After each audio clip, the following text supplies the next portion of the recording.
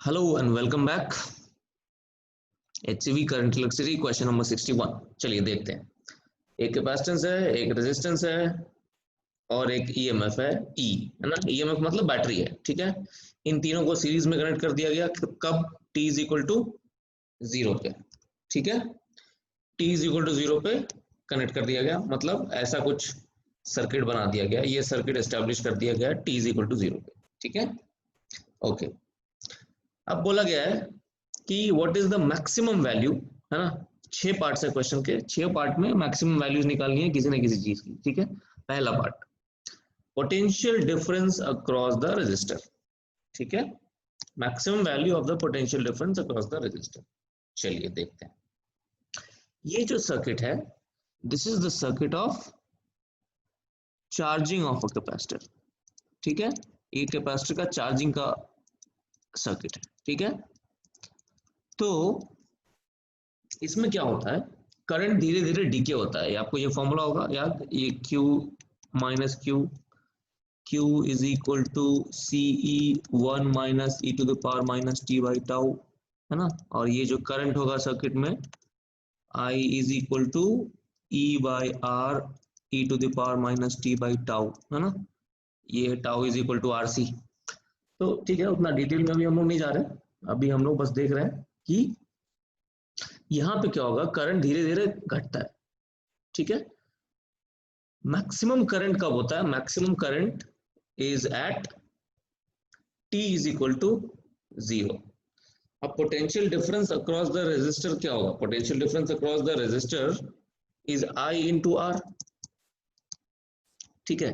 तो maximum potential difference कब होगा? जब ये वाला टर्म मैक्सिमम हो, करंट मैक्सिमम हो। करंट मैक्सिमम कब होता है? जब T इज इक्वल टू 0 पे, मतलब हमने कनेक्शन अभी जस्ट किया है कनेक्शन, ठीक है।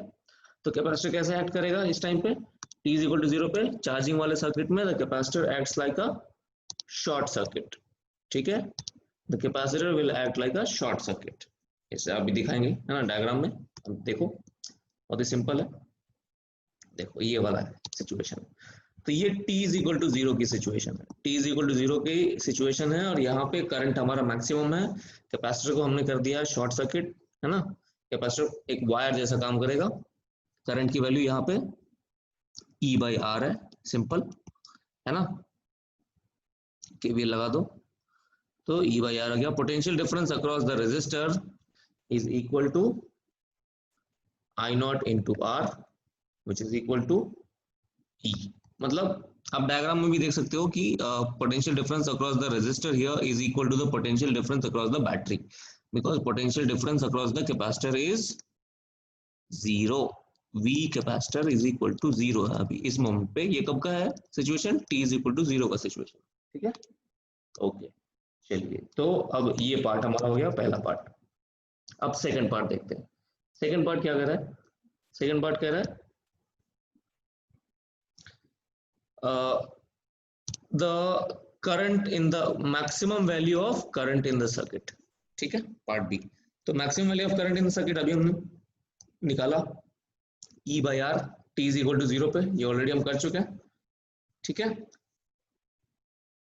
यहाँ देखो आप, T इज इक्वल टू 0 पे करंट मैक्सिमम है, हमने देख ही लिया था E बाई आर, तो उसको करने की जरूरत नहीं है। ओके, ना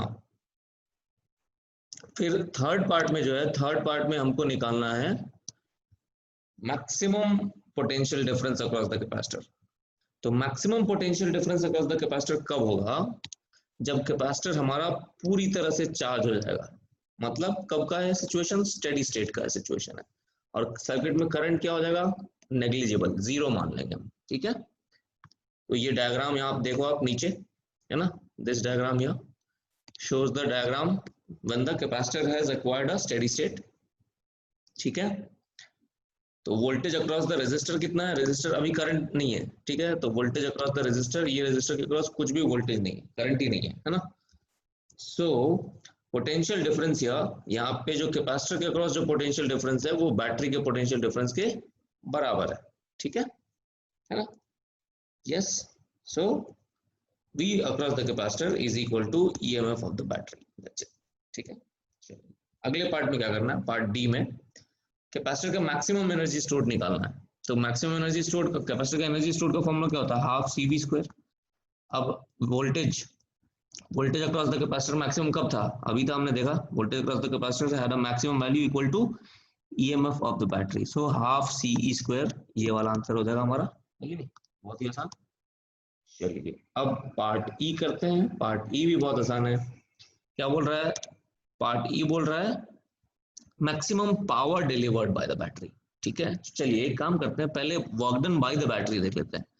वर्क डन बाय बैटरी क्या होता है, charge pass through the battery multiplied by EMF। ठीक है, ये हमारा work done bye the battery का फॉर्मूला है। हमको निकालना है power delivered by the battery. ठीक है, तो power delivered by the battery निकालना बहुत ही आसान है। जो work done bye the battery है उसको डिफरेंशिएट कर देते हैं। तो work done bye the battery को डिफरेंशिएट करने के बाद क्या मिलेगा हमें, सिंपल है, ये क्या मिलेगा, d/dt of work done by battery. तो work done by battery Q into E, where Q is the charge passed through the battery। ठीक, ओके। अब क्या करेंगे, हमारा EMF तो कांस्टेंट है, बाहर आ गया वो dq/dt। dq/dt is what, current. ठीक है, so E into I। so this is my power delivered by the battery। तो मैक्सिमम पावर डिलीवर्ड क्या हो जाएगा, जब करंट मैक्सिमम होगा, है ना। मैक्सिमम करंट हमने देखा था कितना, E/R, तो उससे हमको maximum power delivered by the battery मिल गया, कितना, E²/R। आई बात समझ, सिंपल। चलिए फिर निकालना है पार्ट F में, maximum power converted into heat.